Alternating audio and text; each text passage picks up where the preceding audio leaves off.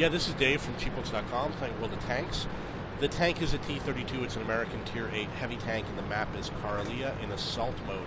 This is a replay. As you know, if you watch my videos, you'll know that I always go up the middle. This is a maneuver that I invented a year and a half ago. When I first started doing this, absolutely nobody ever did it. I was the only one that ever did it. And I've done it with all of my tanks. I've done it with the fast tanks. I've done it with the TOG. I did it. Once we did it, 5 tanks went up the middle. It was my platoon of 3 plus 2 others. But the game is different now. Now everybody knows this maneuver, and a lot of tanks go up the middle now. I've done it so many times that I know every possibility of what can happen when you get there, and I know how to defend it. And I think, like I've said before, I think they have less trees now, so it's a little bit harder now, but it's not impossible. So basically, you head for the middle area, but you stay in the trees as much as possible. You can see I am taking my time because sometimes I will take shots on enemy tanks on the way, because the goal is not to get to the middle, but it's instead to take shots on enemy tanks. One of the things you're going to notice is that it used to be that I would roll up the middle and spot their SPGs, and then they would get nailed. But they changed the map so that the SPGs could hide in this back area, and I have the feeling they did it because of the type of maneuver I was doing. Now, when you do this maneuver, we're not going to go in to kill tanks unless there's some stupid tanks lying around. The idea is to spot the enemy tanks and let your allies shoot at them and keep alive, because what happens when you go up the middle, there's a low survival rate going up the middle. So once you get to the middle area, think about surviving more so than killing.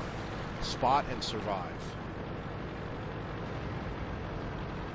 And I'll explain to you that you used to be able to come in from either direction, but they blocked it off, and they've tried to make it more difficult to come in through this entrance. I don't know why they did it, but they did. Now, like I said, I invented this maneuver 2 years ago. Everybody does it now. When you're in this position, if you're on the defending team, the smart thing to do is absolutely assault any tank that tries to come up the middle. Do not let them get over that crest. And that's what I do. If you watch me when I defend, if there's a tank over there, I do whatever it takes to try and kill him. The next thing you want to do is when you get to the crest, there's a bush on the right, and you want to go there and use it to do some spotting and kill anybody that needs to be killed. Ready to fire. Such as, that ELC was just asking for it. You want to get into this bush. It maximizes your cover. I don't recommend the one on the left side. We know that there is a tank in this area somewhere. I think there was a VK. There was the ELC, but not much else. What you're going to get over here is you're going to get a lot of tank destroyers, or the tanks that are AFK, and the ones that are afraid to leave the base are going to sit over here. And you used to see the SPGs up here. It was a sloped area, and they would get high in the elevation. They were easy kills. But now you have to go through this passage to get to the back. So we're going to get here. I don't think I'm spotted, so it's actually perfectly safe. But usually what happens is, obviously I'm going back to reload. Usually what happens is the enemy will start returning to the base. So you have to be very careful. Keep an eye out at all times in all directions. They're a lot smarter than they used to be because more people know about this maneuver. So we just want to spot the tank, figure out if he knows that we're here, and then start wandering around. Okay, I've been spotted, but I'm going to tell you the safe places and the dangerous places. You want to stay low, number one. This is your safety line. Once you get past here, you should be safe. If they come after you, you have to go as far out as you can and keep on staying along the ridge in either direction. Number two, there's more safety to the left because there's a lot of slope, and there's a lot of trees, and there's a lot of rocks near you. On the right, there's more open area, it's a lot more dangerous. I just go to the right by habit. I'm more familiar with this side. I know where everything is, and I know that there's a tank there. The other thing you don't want to do is you don't want to cross over the cap. If you cross over the cap, everyone's going to be alerted that there's an enemy tank at the base. You don't want to get their attention. What you want to do is spot them and let your allies hit them. Now, obviously, I've been spotted. I don't know if it was that tank. He's 444 millimeters. I'm sorry, 444 meters. Probably not him. It's probably another tank. They've got a lot of tanks that are still alive. So it could be anybody. But being spotted does not mean that I'm going to hide. When you are spotted, it takes time for them to turn their guns towards you. So you're still going to have 2 or 3 seconds of freedom. But you have to be prepared for where you're going to dive for cover. You see, somebody took a shot at me. Permission to engage. I spotted the Hummel, the Type 59, and maybe a tank destroyer. So I'm going to reverse to reload and become unspotted. Usually you want to hug the cliff over here. And it looks like I'm going to try and help my ally out. We didn't penetrate their Oh, armor. that's too bad.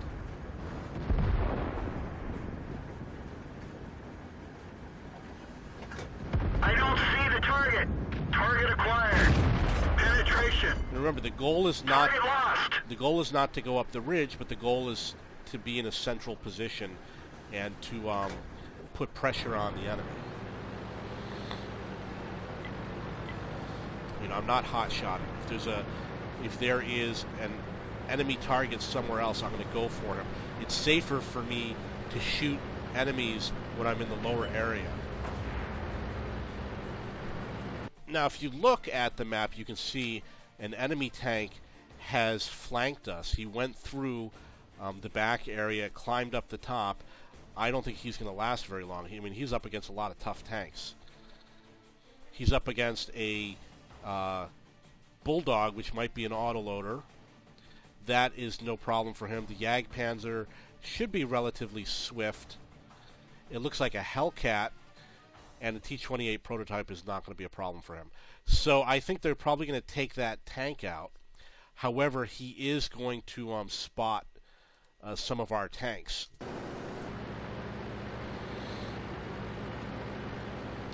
On some teams, you have free reign. You can just drive around in the back, but it's not that often. So you can see the Hummel. Target acquired. The Hummel took damage probably from our SPG. Enemy vehicle destroyed. And obviously, I just nailed him.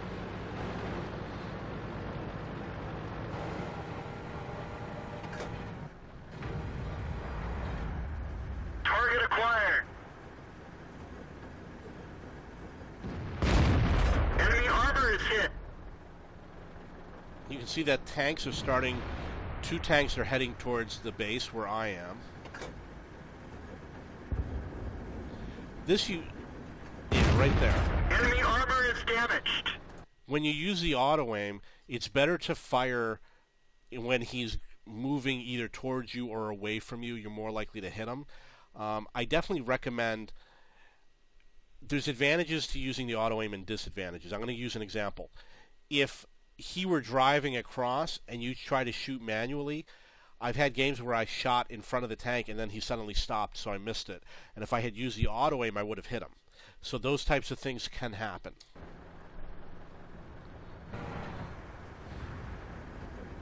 Hopefully we'll have this tank taken out.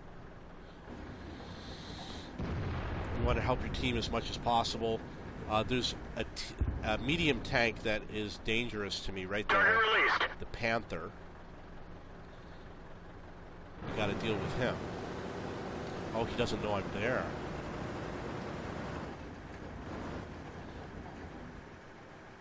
And you can see that the other medium tank is kind of running away. I don't know what he's doing.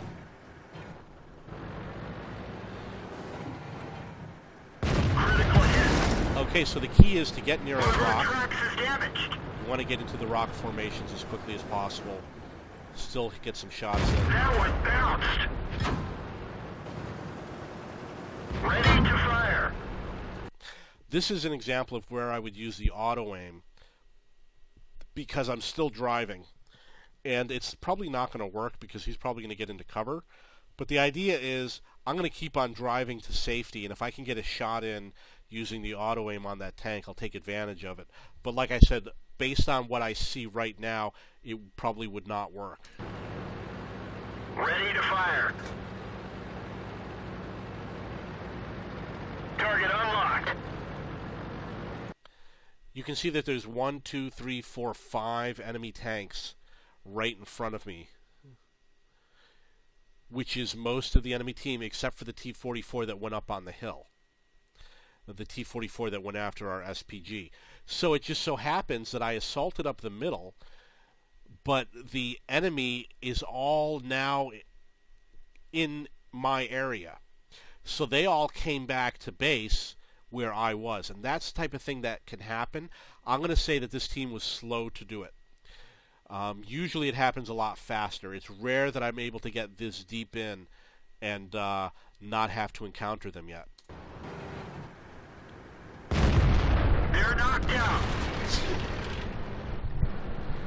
Okay, so we got one of the Hellcats. If you really want to be smart, you can sit and wait for your team. That one bounced.